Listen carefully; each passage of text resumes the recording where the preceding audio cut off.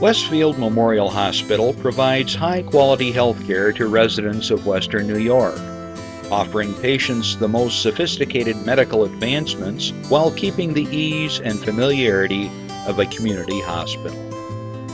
Support for Chautauqua Sunrise has been provided by WRFA 107.9 FM, Jamestown's public radio station, streaming online 24/7 at WRFALP.com. Low power to the people. Chautauqua Sunrise is made possible by a grant from Fredonia Place, a continuing care retirement community providing dignity in a modern luxury environment. Meter's Restaurant, a family tradition for over 50 years in downtown Ripley, is a proud supporter of Chautauqua Sunrise. Meter's provides all-day dining, banquet services, and custom catering, specializing in pie. Funding for Chautauqua Sunrise is provided in part by the Chautauqua County Industrial Development Agency, with offices in Jamestown, Dunkirk, and Westfield, helping businesses to prosper throughout Chautauqua County. The Chautauqua Center. Are you looking for affordable medical, dental, or counseling services? The Chautauqua Center is always accepting new patients at their Jamestown and Dunkirk locations. They offer discounted prescriptions and accept all insurances.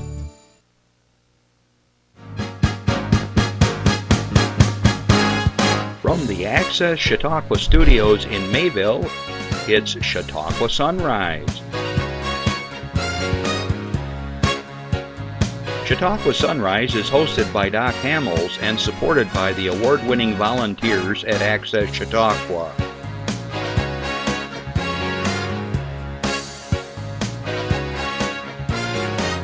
We are here to share local news, colorful interviews, and events of interest to everyone.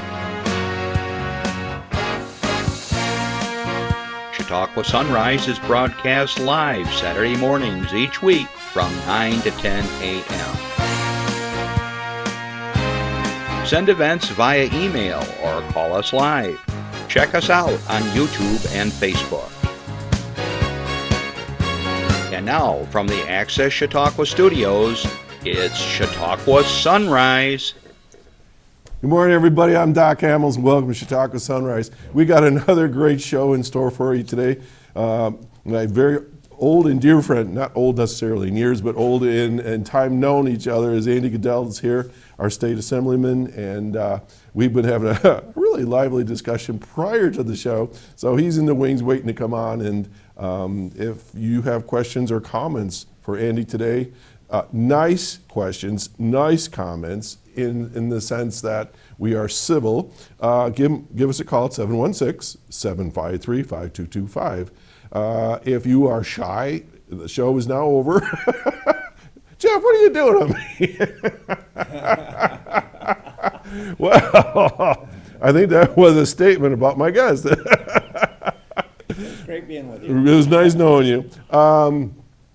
If you have a question or comment, and you don't want to talk necessarily live, because we are a live show, Randy takes the calls. He'll write it down on a piece of paper, or they'll call in on my earpiece, and we'll get your question to my guest. If you have an event, something that has come up, even a cancellation. We've been doing a lot of cancellations here lately, but it's good because we're servicing the community and providing that information for you. So don't hesitate to do that. A lot of times people email me their posters, as you know.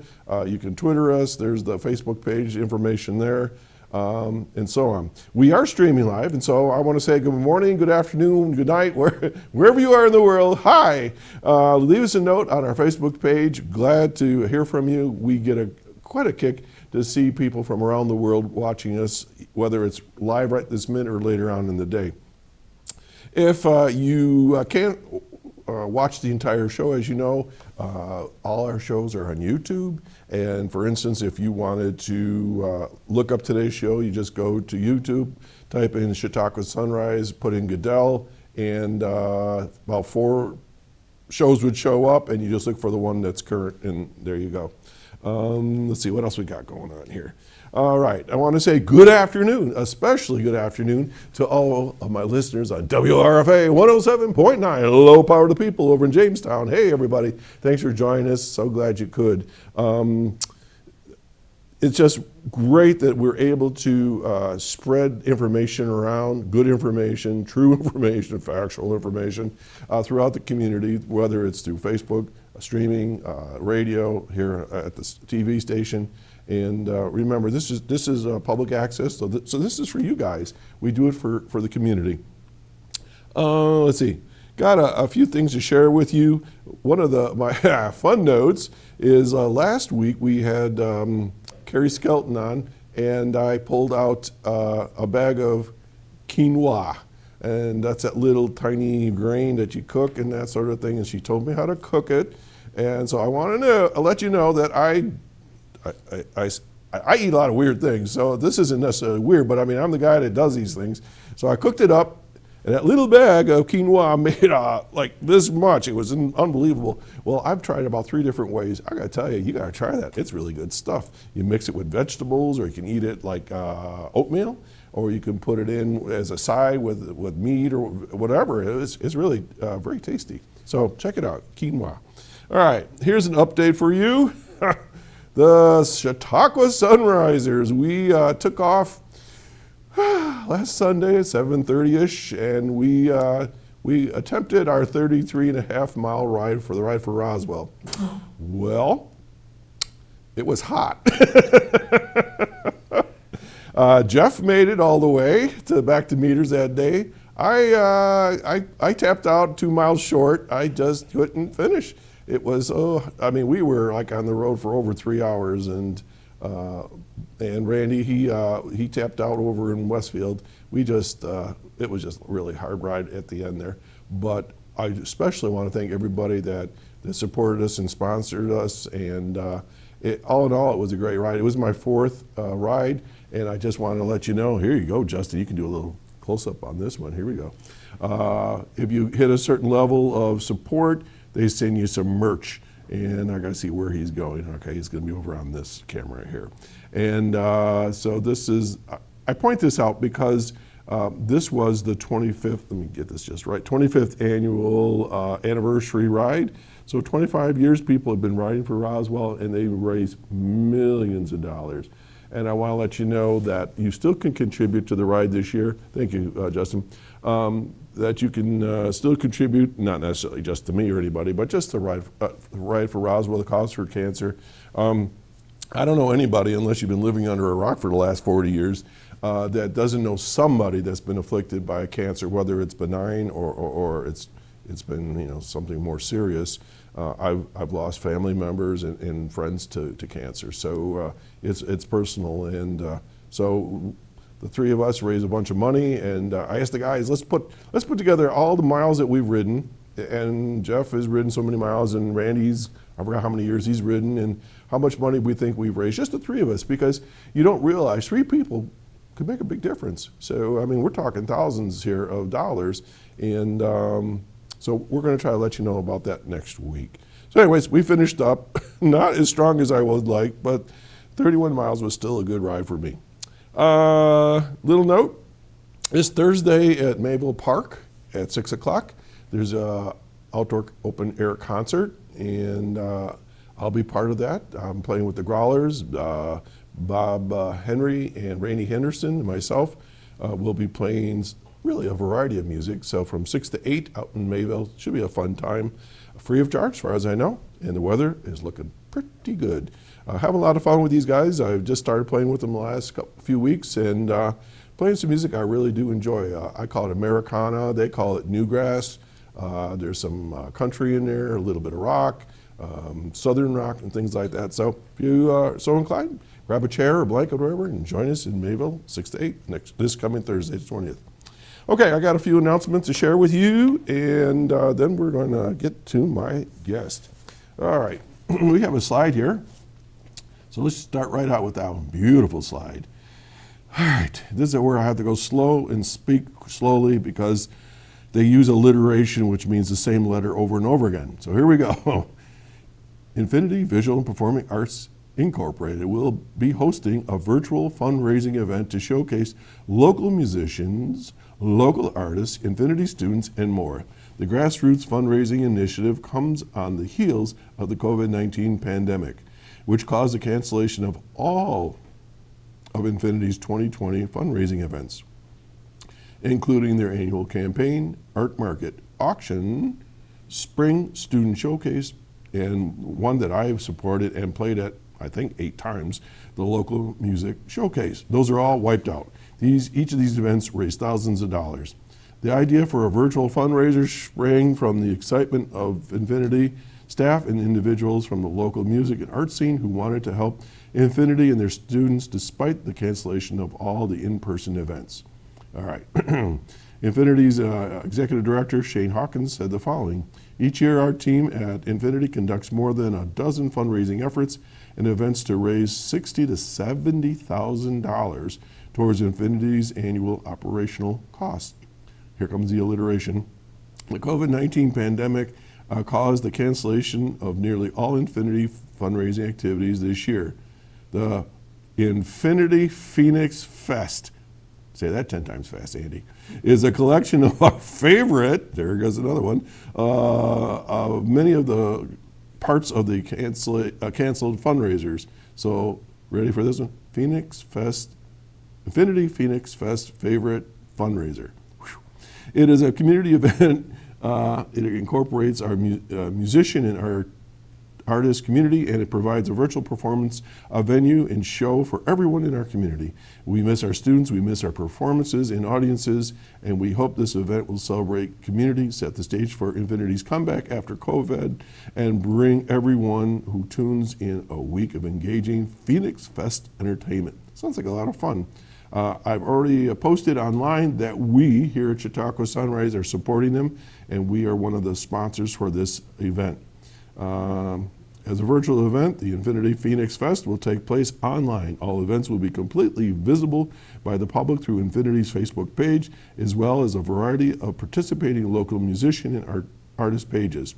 Local musicians will go live to perform concerts and raise funds for Infinity. This is happening around the world. I mean, I even saw Ringo Starr doing something, Paul McCartney, all the big shots, they're all out there playing online.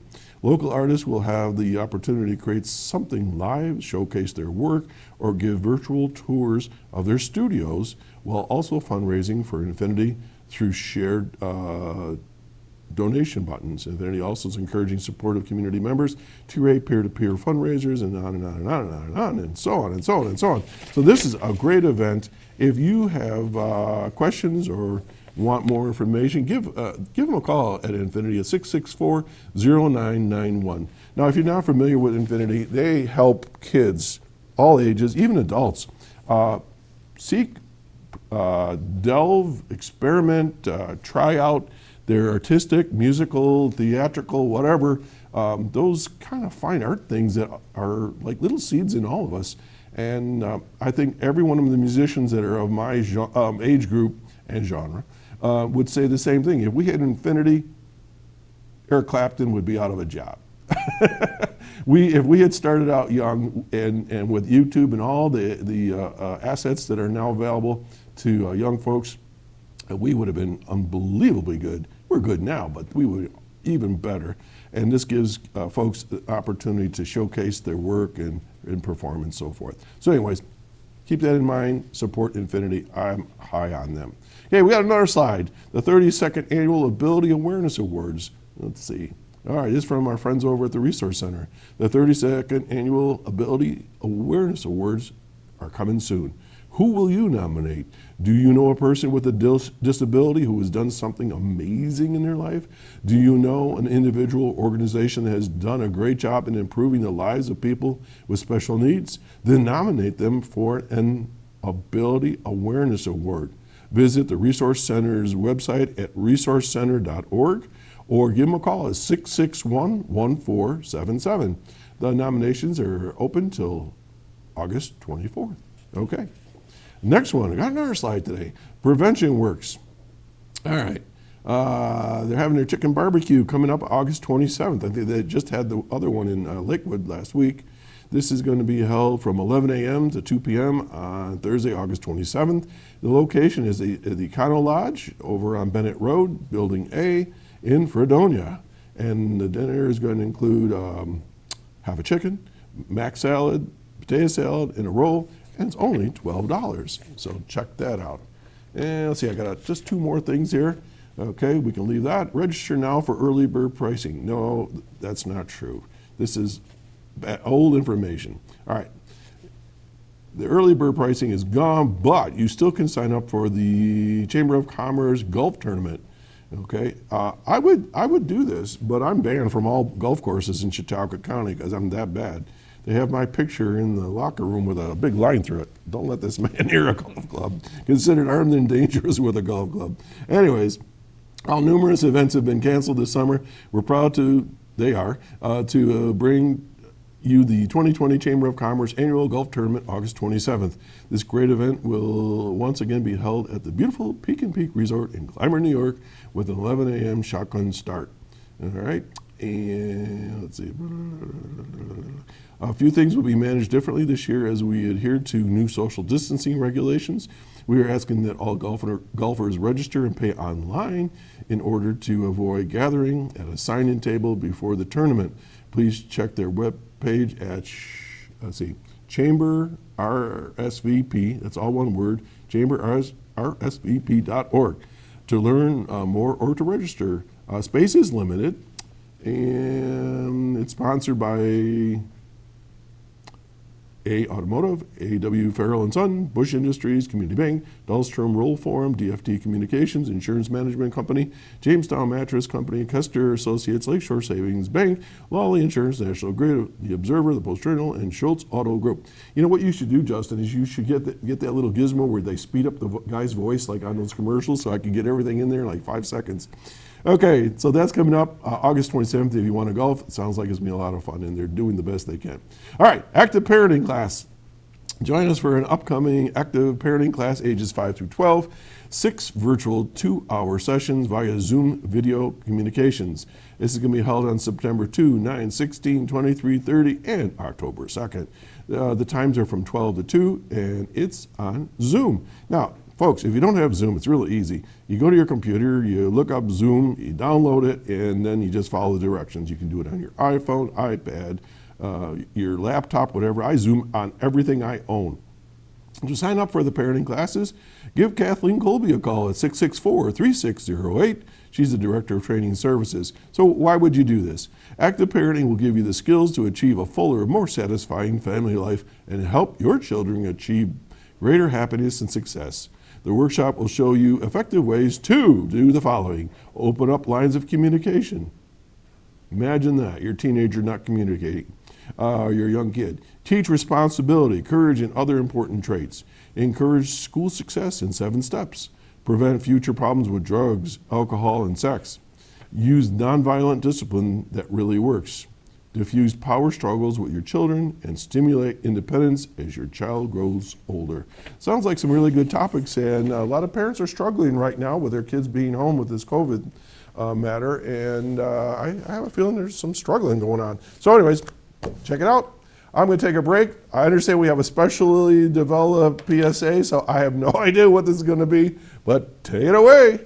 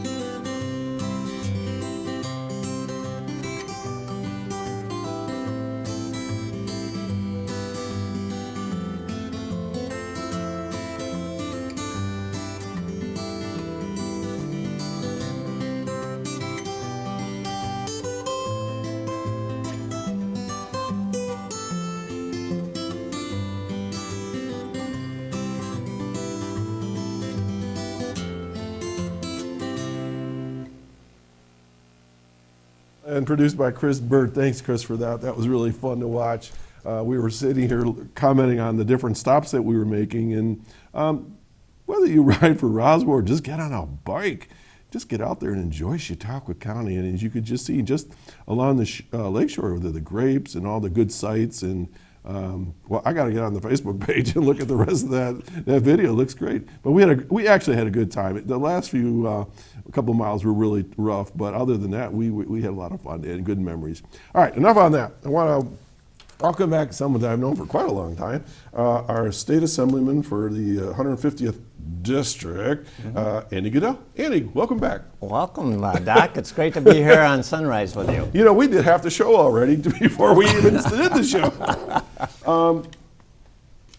Gosh, there's so much going on right now, and I try to keep up in the news the best I can between the newspapers and on Facebook on what you guys are facing in Albany. It's got to be really challenging right now, isn't it? I mean, challenging in so many respects of the fact that a lot of people can't even show up in person and trying to communicate, which is tough enough when you're just trying to go person to person, and then all of the issues that you're dealing with. So how's it going for you? It is really challenging, and the state's facing a lot of issues. From an operational perspective, we've been holding legislative sessions by Zoom, and we live stream, just as you do, Doc. Yeah. You probably have a larger audience, but hopefully we do. yeah. So we have 4 members of the assembly that are always on the floor of the assembly. Okay, so you're kind of controlling the conversation. Right. And I'm one of them because I'm the floor leader and the assistant floor leader. On the So you don't get to side. sit at home in your pajamas and just put on a tie occasionally and Zoom. You got to be there. Wow. I'm on the floor. Then the majority, of course, the majority leader and the speaker who coordinates everything. And then we have 4 TVs manned by technicians, because we have about 130 to 140 people on Zoom. Wow. And all those are muted. All right, wait. I've done Zoom meetings with like about 15. You have 104. You can't see them all at the same time, can you? Well, no. That's why there's 4 technicians. So the 4 technicians are in front of large screen TVs. Oh my gosh. So between the 4 of them, they can see everybody. Oh, so it's like divided up into sections? Correct. Okay. Right.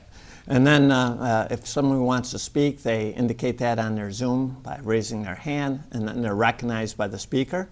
And because we're live streamed, there's a lot of technology because Zoom has a slight delay. Oh boy. And so they have to integrate that delay with echo canceling equipment. They have done, to be honest with you, they have done a phenomenal job on a technological level. And if you're watching the live stream, other than the fact that the background all of a sudden is somebody's house rather than the floor of the legislature. Little kids running by a dog or whatever. Yeah, that happens sometimes. But they've done a phenomenal job. Challenge on voting. How's that work?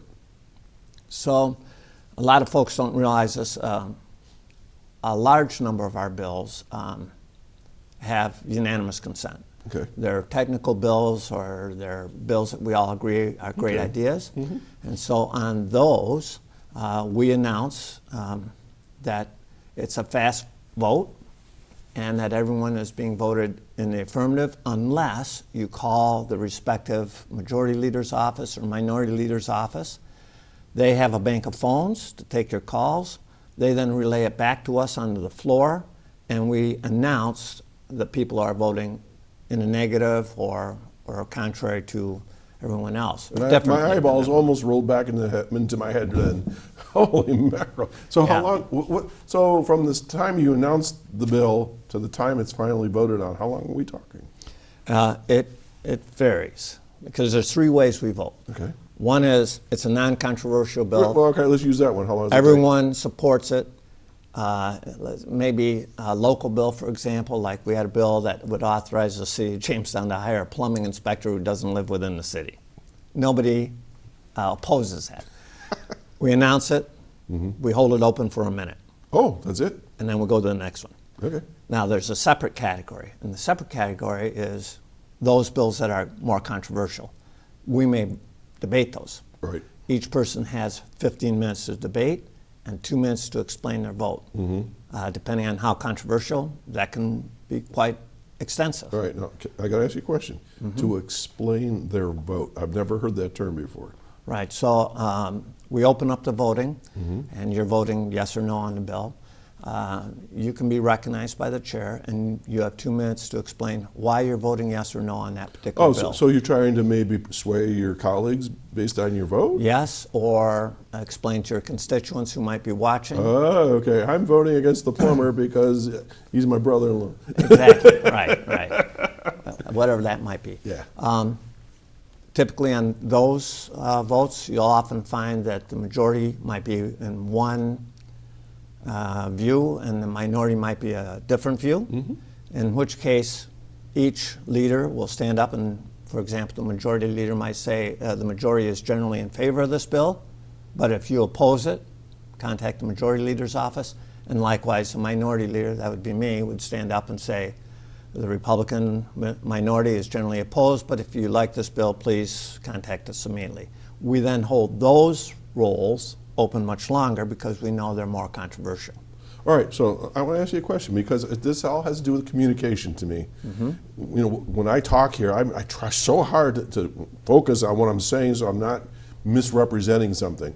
So if someone calls one of those offices and says, blah, blah, blah, whatever, is there a transcript of that, or do you summarize what they say, or how does So that? if they- you know what I'm talking about? Right. Here? So if all they're doing is calling and saying, I'm up on this bill or I'm down on this bill. Okay.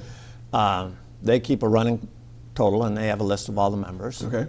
They then call the floor, and we have phones right next to our desk. They call us and give us a report.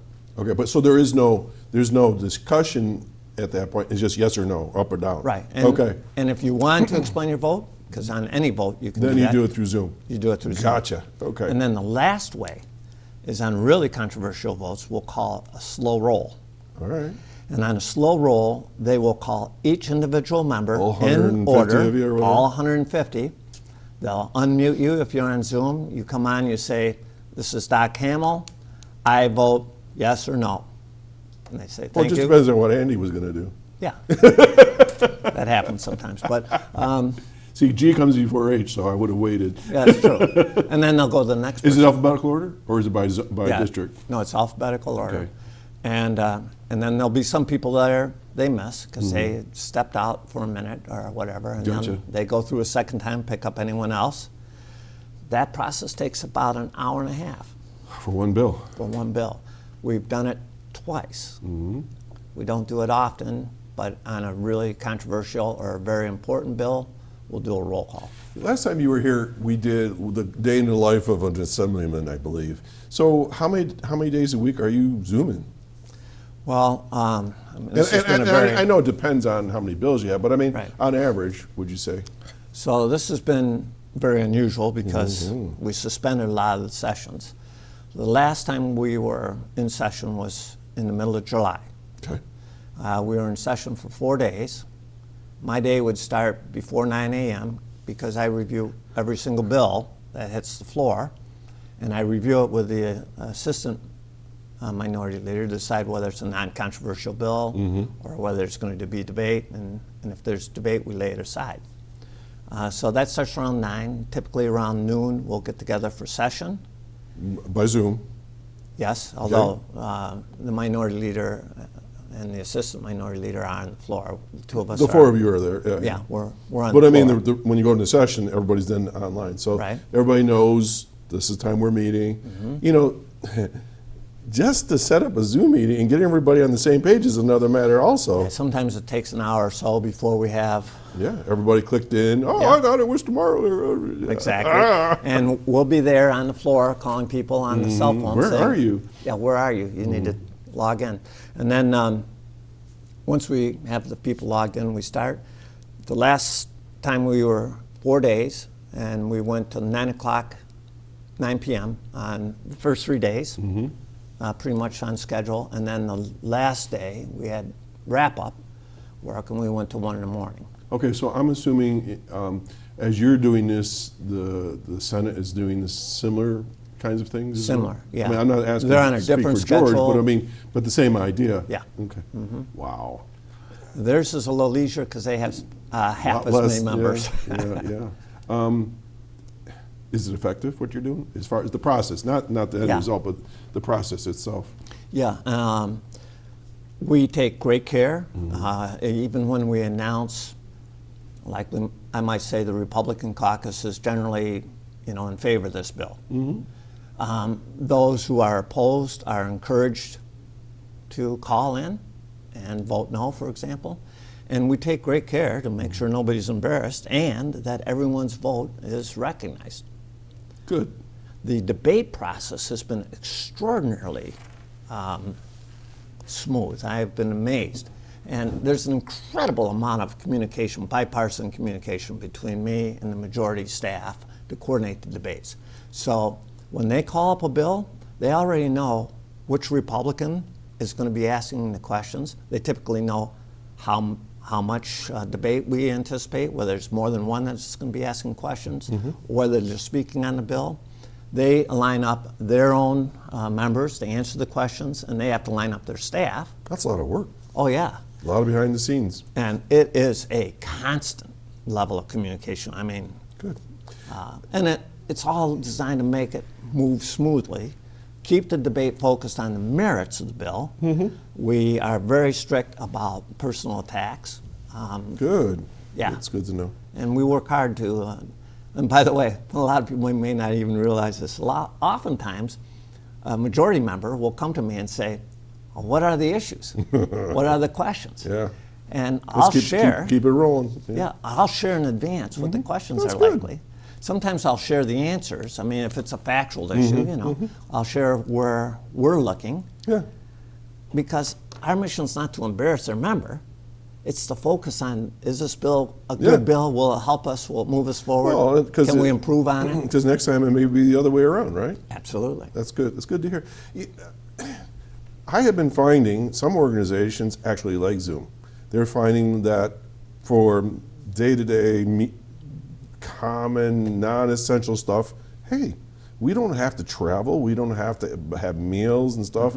We could take care of this in like half hour and we're done. Do you think you're going to see distance communication like this in the future for the Senate or the Assembly? I'm sorry. Yeah. I think it's helpful for the Assembly to be meeting in person as soon as they can because there's a different dynamic and there's a lot more communication between the members when they're on the floor. Okay. They'll be talking to their Yeah, colleague you next can to run them. right over and Right, chat. and that's really important. And sometimes when we're there live, you may not have had an issue with the bill and you're looking at the live vote tally and you'll see someone who you really respect voting yes or no differently than you. You can walk over and say, am I missing something? Yeah, yeah. And sometimes, they have an expertise or an insight that you've missed. Great. On the other hand, we've been having caucus meetings by Zoom. Great way to do it. I mean, and you have a chat function, Yes, yes. and sometimes those are very. They're right. So that's on a procedural level. On the substantive level, extremely important issues that we're wrestling with, dealing with the COVID. Yeah. And in the next couple of years, we have to wrestle with the economic fallout. It's almost a self-inflicted injury in terms of the economy in New York State. And the data is shocking. I mean, during the first quarter of this year, as an example, the state's total revenue was down 42.2% the first 3 months of the state's fiscal year. 42%. Now that's going to come up because a lot of that was delayed income tax filings. Okay.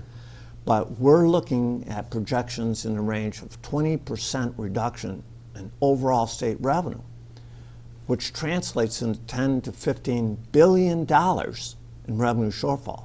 And unlike the federal government, the state government must have a balanced budget.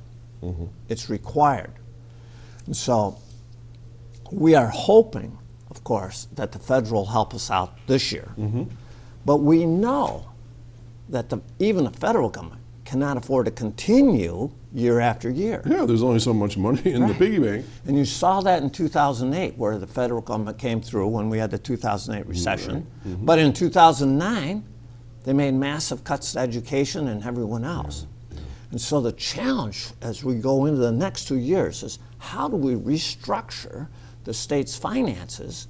How do we prioritize our spending so that we can rebuild as quickly as possible? And from my perspective, I try to take a longer term perspective. We're going to be 2 years, 3 years, 5 years from now, and try to move and encourage my colleagues to move in that long term structure.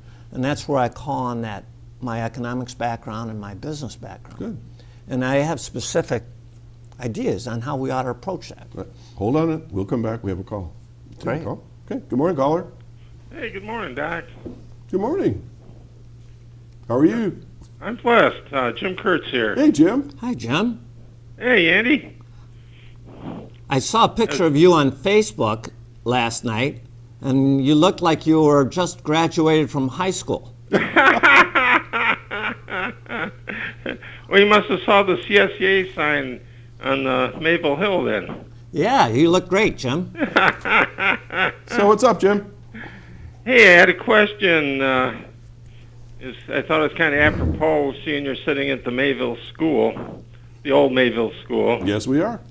And just a historical fact that the Mayville non-instructional employees were the first to go on strike 50 years ago under the Taylor Law. Oh, that's right. Yeah. Yeah, and the reason they did that is that the school board had taken away mandatory negotiations for health insurance and step raises. And I know that Andy had sponsored A5435, which basically takes away the tri-borough. Actually, the tri-borough was 2 years after the Mayville strike, and was kind of the reason that the Mayville strike was because they took away the mandatory rights to negotiation when they didn't have a contract. So I won't go into all the things that the employees lost during the strike, but just was kind of interested why he wants to basically do away with tri-borough, which was the cause of the first strike in local government. All right. Sure. So, Jim, to answer your question, my position is not to take away tri-borough, but to say that when there's a labor impasse in the public sector, that all the benefits and all the salaries should be frozen until they negotiate that settlement.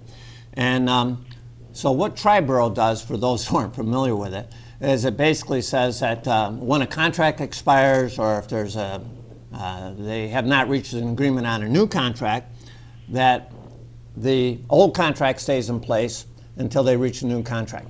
Well, that's fine, but there's a problem with the current language because many of the contracts provide for automatic increases in salary and longevity pay and things of that nature based on seniority.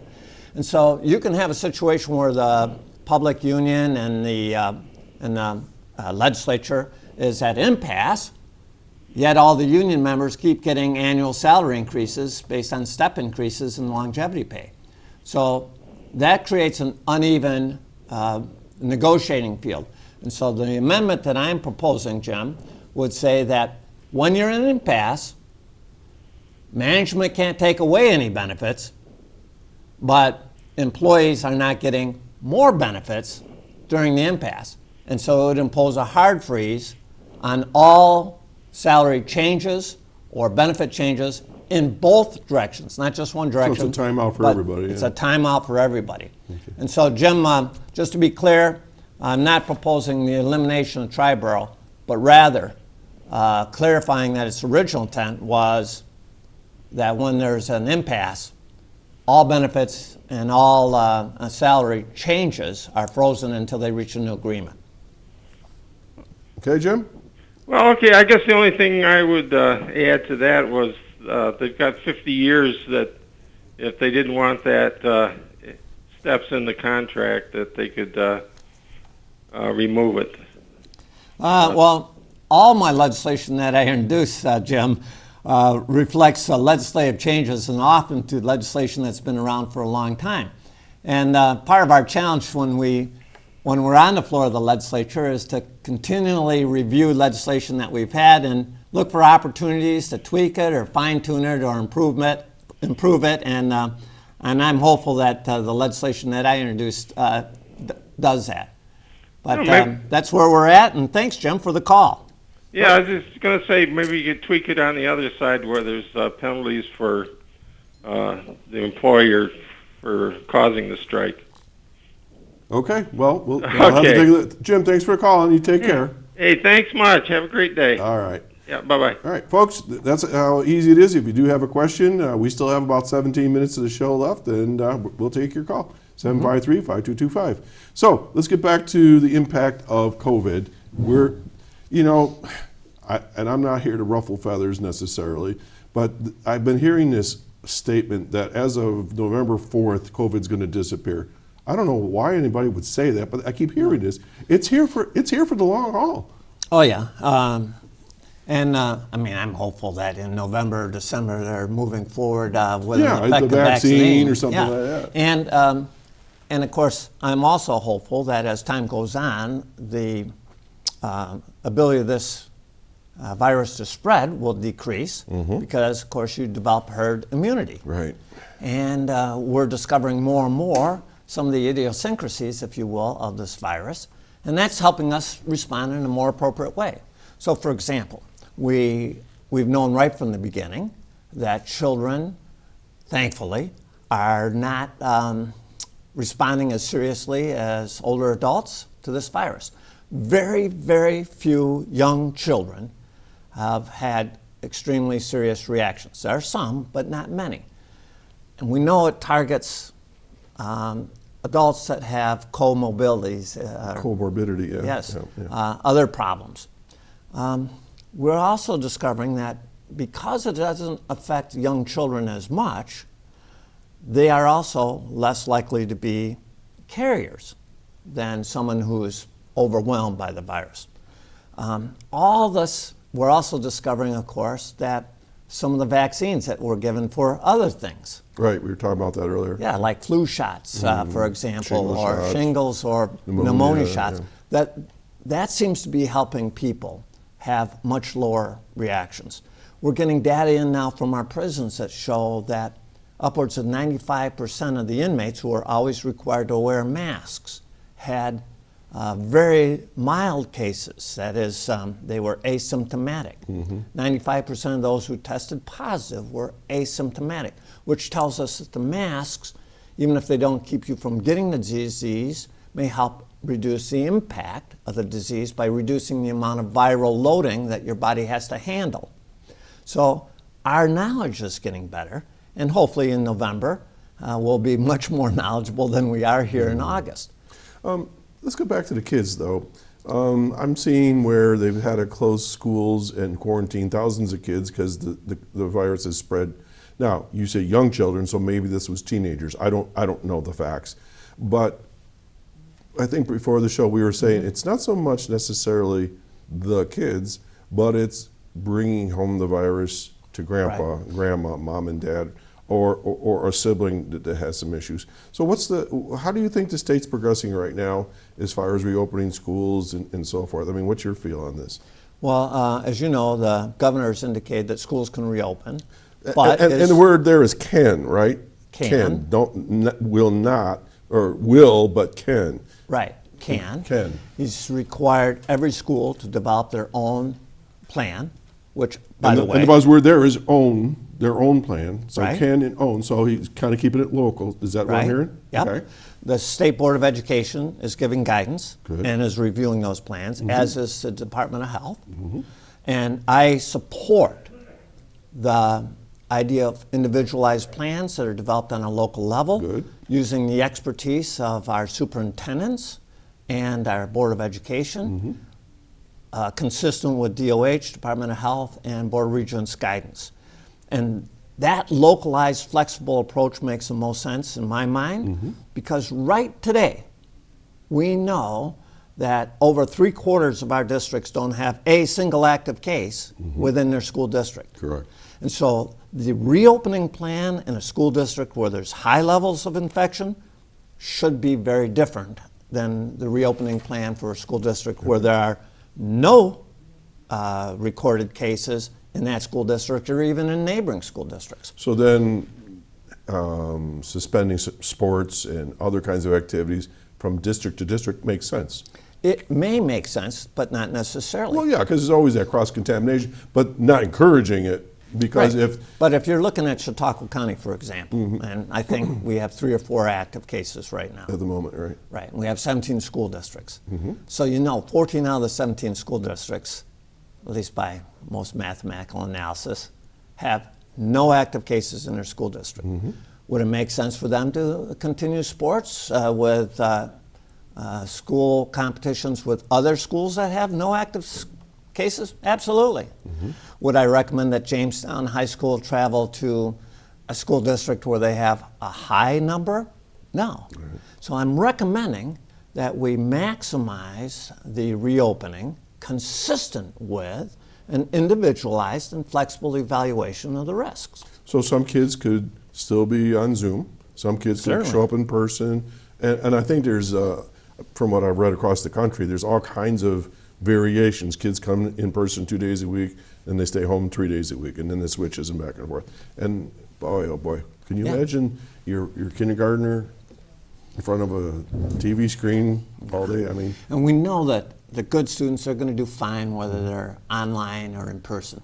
But we also know that the students who are struggling benefit from in-person instruction. And so we want to, looking long-term, we want to maximize the educational experience, right? We want to maximize their success. And so we're juggling that. And I always support a decentralized, flexible approach over a centralized management. And you see that in our economy, of course, where thousands of individual people are making thousands of economic decisions every day, right? Right. And you have that flexibility. Thankfully, in New York State, we have a flexible system. We have local school boards. right. We have highly trained and skilled local school superintendents. They're the ones that ought to be deciding how can we best open safely to provide the best educational experience for our kids. Hold that thought. We have another phone call. Great. Good morning, caller. Good morning, Doc. Good morning, Andy. Good morning. Andy, this is Linda Spalding. It's great to see you on the show. Thank you for doing such a great job in Albany for us. Thank you, Linda. Yeah, and thank you for talking about the masks too, because that's really important these days. And Doc, congratulations on your ride last Sunday. Thank you. It was a chore, I'll tell you, but we managed. It was a hot, sweltery day. It was hotter than we predicted, to tell you the Yeah, truth. I oh was my really caught goodness. off guard. Yeah. It went up in the 90s, didn't it again? Oh, it had to be 110. Yeah, it was definitely in the mid to upper 80s that day. It was pretty toasty. Well, I just wanted to say quickly that we're getting our people back to our work sites. I'm doing these COVID-19 safety checks at all of our host sites, and people are already back, and more people are going back, and they're anxious to get going. We have job openings in our system for the senior employment, and there are also other jobs out there. Awesome. So people should call, and they should call me direct until we have complete coverage at our receptionist desk. My direct line is 753-4856. They're also for other services with the Chautauqua County Office for the Aging. The number is 753-4471. Great. Thanks, Lynn, for calling in, as always. And as you know, the program run by Linda does an incredible amount of positive work in our community. Oh, I and know. those people that are involved make a lot of difference. And Absolutely. I know they're anxious to get out of the Get back house to work. and get back and volunteer. All right, Lynn. Thanks. Have a great weekend. Thank you, Andy. I wanted to say I always considered the job that I have working with our seniors a gift. I really think it's important to be able to have the privilege to do this. Awesome. And that's for sure, Linda. Those are great people that you work with. Well, thank you. Have a great day and weekend and week. Great. Thanks, Linda. Okay, thank you. Bye-bye. Bye. Folks, you watched the Chautauqua Sunrise. My guest today is Assemblyman Andy Goodell. And we're hashing out a few items. He had a list as long as my arm to go over, and we haven't got past bullet 2. But let's do a broad question, and we'll cover a few things. With the COVID-19, this was a wrench in the machinery that nobody saw coming. This is going to affect everything at the state level. True or false? Absolutely. Everything. Absolutely. So how in the world are we going to obviously life can't continue as it was. I'm just talking off the top of my head right now. I'm seeing there's going to be reductions in various areas. What are some things that we're going to see that we aren't going to have maybe, or changes? Do you see anything on the horizon that you can talk about? How's this going to affect our lives in the long run? Because you and I have been talking about long-term outlook. Right. So the question is how the state is going to respond to the huge reduction in revenues. And it's huge. Yeah. And it's unanticipated. 20%. 20%. Shoosh. And so, of course, the most difficult thing any legislator can do is prioritize cuts. Sure. It's so much more popular to increase funding than to cut funding, right? And from my perspective, I would prioritize education, not for a cut, but I would prioritize funding for education because that deals with the long-term future. I would prioritize our economic development efforts because, again, you have a strong economy that gives you the resources and the strength to move forward. It's the feeder. It's So generating. then the obvious question is, okay, so where would you look for cuts to balance the budget? And the answer is I would look to our Medicaid and welfare programs to restructure them. And the numbers are shocking when it comes to the cost of our Medicaid program. We spend more on Medicaid than California. We used to spend more than California, Texas, and Florida combined. And it's historic on how we got here. But if we started moving our Medicaid costs closer to the national average, we would free up the funds we need for long-term economic development. So who bears the cost if you move them? Well, what's happened is our Medicaid coverage is broader than almost any other state. Okay. And that creates two major problems. If you're on Medicaid, your coverage level is broader than private sector insurance or even public sector insurance. Okay. So when we go to somebody who's on welfare and we say, you know, we got this great job opening for you, we'll provide you with training, you'll be able to move forward and increase your self-sufficiency. Their immediate problem is they lose health coverage because Medicaid is so much broader. Gotcha. So I would bring the Medicaid coverage in line with the private sector and the public sector coverage so that it is seamless. Now, we still know that there are people, for example, who are going to need dental work, who are not wealthy and therefore don't have the money to pay it. Medicaid pays 100% dental. Even public insurance doesn't pay 100%. So in that area, you work in creating what's known as a bad debt and charity pool. And the bad debt and charity pool helps reimburse dentists directly for losses that they sustain when they are treating patients that have no money. So you work to ensure that you have the basic access, but you don't give unlimited credit card, if you will. And that's how other states have addressed it. So other states, for example, will do dental clinics for those who don't have dental coverage. We say you have unlimited dental coverage. Very different approach. Gotcha. But other states have successfully provided solid health care for low income without the cost that New York State has experienced. Okay, I got you. All right, so pushback time, because Yeah. you and I do that.